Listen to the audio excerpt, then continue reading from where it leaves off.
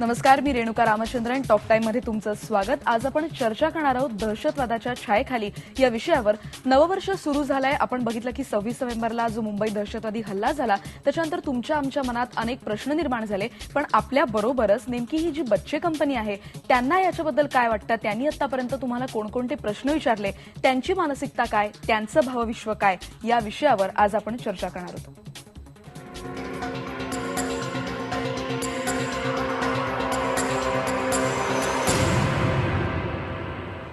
आणि या विषयावर आपल्याबरोबर चर्चा करण्यासाठी आहेत डॉक्टर सबनीस, जे हॉस्पिटलचे ते डीन आहेत, माजी डीन आहेत. तुम्हाला आश्चर्य वाटेल की नक्की या विषयावर आपण सरांना का बोलवलंय, तर त्याचं वैशिष्ट्य असं की लहान मुलांच्या मानसिकतेवर, नेमकी त्यांची मानसिकता काय या विषयावर त्यांनी रिसर्च केलेला आहे आणि म्हणूनच आज आपण त्यांना गेस्ट म्हणून बोलवलंय. या विषयावर तुम्हालाही जे काही प्रश्न विचारायचे असतील तर तुमच्या प्रश्नांची आम्ही वाट बघतो आहोत. 02266899204 02266899204 हा नंबर. आपण चर्चेला सुरुवात करूया. डॉक्टर, तुमचं स्टुडिओमध्ये खूप खूप स्वागत. बीइंग अ डॉक्टर, तुम्हाला हा जो तुम्ही रिसर्च केलात साधारण टेररिझम आणि मुलं, तर तुम्हाला नेमका रिसर्च हा करावासा का वाटला? मुख्यत्वे माझ्यासमोर हा प्रश्न होता की अशा भयानक परिस्थितीत एखादं मूल जर अडकलं आणि त्याच्यावरती फार मोठी आपत्ती आली तर त्याच्या मनावरती जो आघात झालाय हा त्याच्या शारीरिक जखमेपेक्षा जास्ती महत्वाचा आहे असं माझ्या मनाची धारणा आहे. त्यामुळे मी केवळ कुठल्याही रुग्णाला केवळ शारीरिक जखम बरी करण्यापुरते मर्यादित करत नाही. म्हणून हा एक विशिष्ट मुलगा होता अफरोज, की ज्याचे आई वडील वारलेले होते.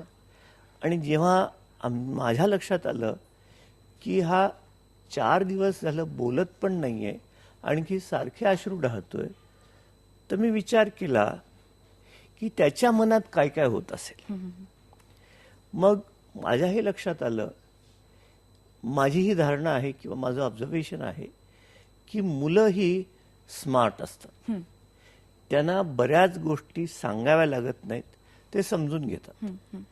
आणि माझ्या लक्षात आलं की ह्या मुलाला आता कळलेलं आहे की आपले आई वडील नाही आहेत, मी परका झालोय, मग ह्या जगात माझं कोण बघणार आहे. हे जेव्हा माझ्या लक्षात आलं तेव्हा मग मी त्याच्याबरोबर थोडंसं त्याची कशी ट्रीटमेंट करायची याबद्दल विचार केला. मी राऊंड जेव्हा घेत होतो त्यावेळेला मी पहिल्यांदा हे पाहिलं की हा मुलगा दुसऱ्याशी बोलत नाहीये. मग त्याला बोलकं करण्यासाठी 2 त्याचे शेजारचे जे पेशंट होते तेही दुखापत झालेले होते. त्यांना थोडंसं सुचवलं की या मुलाशी मैत्री करा. आणि जेव्हा त्यांची मैत्री झाली त्याला माझ्या लक्षात आलं की आता हा हळूहळू काहीतरी बोलतोय. आणि त्याच्या नातेवाईकासमोर फार मोठा प्रश्न होता की याला खरोखर सांगायचं का तुझे आई वडील नाहीये. तर मी त्यांना समजावून सांगितलं की ठीक आहे, तुम्ही नका सांगू, मी त्याला सांगतो. पण जेव्हा मी त्याचं मन जाणलं, कुठल्याही डॉक्टरला रुग्णाला पूर्णपणे बरं करायचं असेल तर तुम्ही केवळ शारीरिक दुखापत नका बघू, मानसिक दुखापत कितपत आहे, किती गंभीर आहे याचा विचार करा आणि ती आपण कशी दुरुस्त करणार आहोत ते बघा. बरोबर. मग त्या दृष्टीने मी त्या मुलाशी मैत्री केली आणि सुरुवात अशी केली, तो कम्प्युटर गेम काहीतरी खेळत होता. मी त्याला म्हटलं की हे आवडतं का तुला. तो म्हणला मला हे फारसं पसंत नाहीये, मला हे आवडतं. म्हणलं मी जर तुला आणून दिलं तर. तो म्हणे मला फार बरं वाटेल. मग मी ते त्याला आणून दिलं. मग त्यानंतर राऊंडच्या वेळेला वगैरे त्याला बरोबर घेऊन फिरायचो. माझ्या हे लक्षात आलं की एक पर्टिक्युलर युनिफॉर्ममध्ये प्रत्येक रुग्णाला वाटतं की आपण पेशंटच आहोत. मग मी म्हटलं ह्याच्यातला आपण बदल करायला हवा. त्याच्यासाठी जे ड्रेस त्यापैकी एक तुमच्या लोकमतनी दिलेला आहे त्या मुलाला, तर तो त्या दिवशी ड्रेस मागवला. तुमची एक रिपोर्टर तिथे होती, त्याला ड्रेस वगैरे घालायला लावला. मग त्याच्या खांद्यावरती हात टाकला. मग मी विचारलं की अभी बेटे कैसे हो? तो म्हणाला मैं बिल्कुल ठीक हूं, लेकिन आपके माता पिता के बारे में क्या? तर त्यांनी सांगितलं वो तो अभी रही नहीं, इस जग में है ही नहीं. मैं बोला तुझे दुख नहीं हुआ? दुख तो जरूर हुआ था, लेकिन मुझे दोस्त इतने मिल गए, और आप जैसा डॉक्टर मेरे से दोस्त जैसी बात करता है, मुझे बहुत अच्छा लगता है. बरोबर. म्हणजे एक अफरोजचं जी शारीरिक जखम होती त्याच्याबरोबर मानसिक जखम तुम्ही हां. दुरुस्त करत गेलात आणि त्याचं मन जिंकण्याचा प्रयत्न जिंकण्याचा केला. प्रयत्न सर म्हणतात तसं अफरोजची केस असू दे किंवा ज्या मोशनी आपले दोन्ही आई वडील गमावले आणि आपण कालही पेपरमध्ये बघितलं त्यांनी आपल्या भावालाही गमावलं, अशा सगळ्या छोट्या छोट्या मुलांवर हे आघात झालेत. पण तुमच्या मनातले जे प्रश्न आहेत, तुम्हाला जे प्रश्न विचारलेत त्याच्याविषयी आपण चर्चा करतोय. आपल्याला उज्ज्वला आंबेकर प्रश्न विचारतायत मुंबईहून. उज्ज्वला. हॅलो. हा उज्ज्वला. कारण त्यावेळेला ती घटना घडली ना, माझी मुलगी खूप घाबरली होती, कारण न्यूज सतत सुरू होत्या ना. तर त्याकडे बघून ती इतकं घाबरली, ते सगळं काय चाललंय सारखी प्रश्न विचारत होती, मम्मी काय चाललंय, कसं म्हणजे काय होतंय तिथे. आणि 2 दिवस स्कूलला सुट्टी होती, त्याच्यावर पण तिने प्रश्न विचारले की मम्मी आता स्कूलला सुट्टी का आहे. आणि ती स्वतः पण खूप घाबरली होती हे सगळं बघून की हा काय प्रकार आहे नक्की, सगळे इथे गोळी मारतायत. आणि नंतर ती म्हणाली की कित्येक मुलांचे आई वडील सुद्धा याच्यामध्ये ऑफ झाले, मग त्या मुलांचं काय होणार, त्या मुलांना म्हणजे कोण जेवायला वगैरे देणार, कोण सांभाळणार त्यांना. म्हणजे असे काहीतरी ती छोटे असे प्रश्न बरेचसे ती विचारत होती त्यावेळेला. बरोबर आहे. त्याच्यावरती आई वडिलांनी काय करायचं. बर उज्ज्वला. बरोबर आहे. यांचा प्रश्न अगदी महत्वाचा आहे आणि हा सर्व पालकांनी लक्षात घ्यायला हवा. सर्वात आधी हे जाणून घ्यायला हवं की मुलगा हा वयाने लहान दिसत असला तरी मुलगा नाहीये. त्याला सर्व काही समजतं. तो तुमच्यापेक्षा ऍक्च्युली स्मार्ट आहे. आणि त्याच्या मनात कुठले प्रश्न आले, जसं यांच्या मुलांनी विचारलं की आता या मुलाचे आईवडील नाहीये, त्याला जेवायला कोण घालणार, त्याला कोण काय करणार, हे सर्व प्रश्न मुलांसमोर उपस्थित राहतात. आणि मला त्यांच्या मुलाचं कौतुक करावं वाटतं, त्यांनी हे सर्व प्रश्न उघडपणे विचारले आणि मनाला व्हेंट करून दिला. अशा वेळेला पालकांनी त्याचे सॅटिस्फॅक्टरी उत्तर द्यायला हवं की नाही ठीक आहे. त्याच्यासाठी वेगवेगळी समाजातली संघटना आहे, त्याला मदत करतील. पण तुला जे वाटतं की अशी घटना एखाद्याच्या आयुष्यात येऊ नये, ही चांगलं थिंकिंग आहे. तर तुला आता तुझ्या मनातून काय करावं असं वाटतं, हे जर त्याच्यातून एक सकारात्मक तुला काय डेव्हलपमेंट करता येईल त्या दृष्टीने.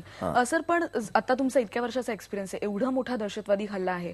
जसं काही वर्षांपूर्वी बघितलं की IC 814 वर जेव्हा अपहरण झालं होतं तेव्हा आम्ही शाळेत असताना आम्हालाही खूप प्रश्न पडले होते की हे लोक बंदुका घेऊन नक्की काय करतात. हा नक्की तेव्हा पडलेला प्रश्न होता. पण मग असे सगळे जे प्रश्न असतात त्यांना उत्तरं तर अनेक असतात, पण आतापर्यंतच्या निरीक्षणामध्ये तुम्ही काय काय चेंजेस बघितले आहेत मुलांमध्ये? मी मुलांमध्ये नेहमी एक बघत गेलोय की ते जे काय आपण सांगतो ते पूर्ण समजून घेतात. आणि ते जेव्हा आई वडील किंवा शेजारी हे काय बोलतात हे ऐकत असतात, पण त्यांचं लक्ष आचरणावर असतं. त्यामुळं तुम्ही किती जरी मोठ्या गोष्टी बोलला आणि आचरणात दुसरं असलं तर मुलं आचरणात असलेली गोष्टच करणार. त्यामुळे वैयक्तिकरित्या मी जरी एका मुलाचा बाप असलो किंवा कुणी स्त्री त्याची आई आहे, तिने हे बघायला नको की हे लहान आहे, ह्याला शिकवायला हवं.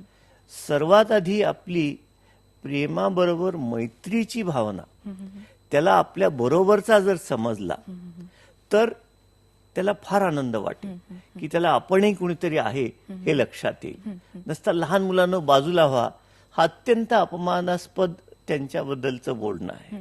किंवा एखाद्या मुलाला छोटं ताट दिलं त्याला बिलकुल आवडत नाही, त्याला वाटतं की मला छोटं का मिळेल. तर ह्या सर्व गोष्टी आपण जाणून घ्यायला हव्या की त्यांचं मन कसं काम करतं आणि त्या मनाला चांगलं घडवायचं असेल तर आपण काय करावं. सर, पण या सगळ्याबरोबर मुलं अनेक प्रश्न विचारतात. जसं की काल मी काही काही लोकांशी बोलले तर कळलं की त्यांना काही काही मुलांना असं वाटतं की कसाब म्हणजे नक्की कोण आहे, तो भूत आहे का? किंवा त्यांनी असं सांगितलं, मी 2-3 जणांना विचारलं खेळण्यांच्या स्वरूपामध्ये पण, म्हणजे त्यांना स्पायडरमॅन किंवा सुपरमॅनचे ड्रेसेस हवेत किंवा त्यांना चेस किंवा बुद्धिबळ नकोय, त्यांना बंदुका वापराव्याशा वाटतात. तर ही जी प्रवृत्ती आहे, ही जी वृत्ती आहे, ती हेच सगळं मनात ठेवून हीच पिढी पुढे ग्रोनअप होत जाणार आहे, तीच एक नागरिक होणार आहे. तर मग एक पीस लिव्हिंग ऍडल्ट समज आपल्याला मुद्दा समोर ठेवायचा असेल तर मग काय काय आपण आतापासून प्रयत्न केले पाहिजेत? आपला प्रश्न अत्यंत महत्वाचा वाटतो मला, की जगाला सध्या काय गरज आहे तर एक शांततेची, आणि त्या शांततेत सगळ्यांनी सहभागी व्हायचं आहे आणि त्याच्यामध्ये आनंद हवा, प्रेम हवं. आणि हे सर्व जर तिन्ही भावना एकत्र तुम्हाला त्या मनात घडवायची असतील तर तुम्हाला त्याच्यावरती काम करायला हवं. मग ह्याच्यासाठी तुम्ही क्रियाशील होण्यासाठी मुलं युजली हिरो वर्शिप करतात. म्हणजे समजा आता अमिताभ बच्चन आहे किंवा पर्टिक्युलरली आमिर खान आहे, ते त्याच्यासारखा ड्रेस घालणार, ते त्याच्यासारखं करणार. तर त्याच्या मनामध्ये कुणाला हिरो बनवायचा, कोण मॉडेल बनवायचा, हे तुम्ही ठरवायचं आहे.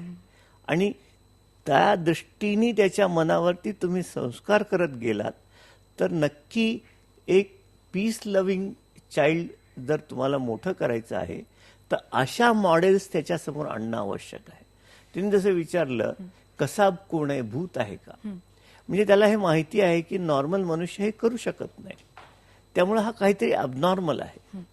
तर त्याच्या सुप्त मनामध्ये हे आणून द्यायला पाहिजे की तो कसाब म्हणजे एक अत्यंत वाईट व्यक्ती नसून त्याच्या मागच्या ऑर्गनायझेशननी त्याला वाईट बनवलेलं आहे. म्हणजे वाईट विचारांचा जो पगडा आहे तो आपल्याला वाईट बनवू आपल्याला शकतो. बनवू शकतो. आपण ही चर्चा अशीच सुरू ठेवणार आहोत. तुम्हालाही तुमच्या मुलांनी खूप प्रश्न विचारून भंडावून सोडला असेल, त्या अशाच प्रश्नांची, तुमच्या अनुभवांची आम्ही वाट बघतो आहोत. आमच्याशी संपर्क साधू शकता 022668992040 02266899204 या नंबरवर. आणि ते घेऊयात एक छोटासा ब्रेक. पहा फक्त IBN लोकमत.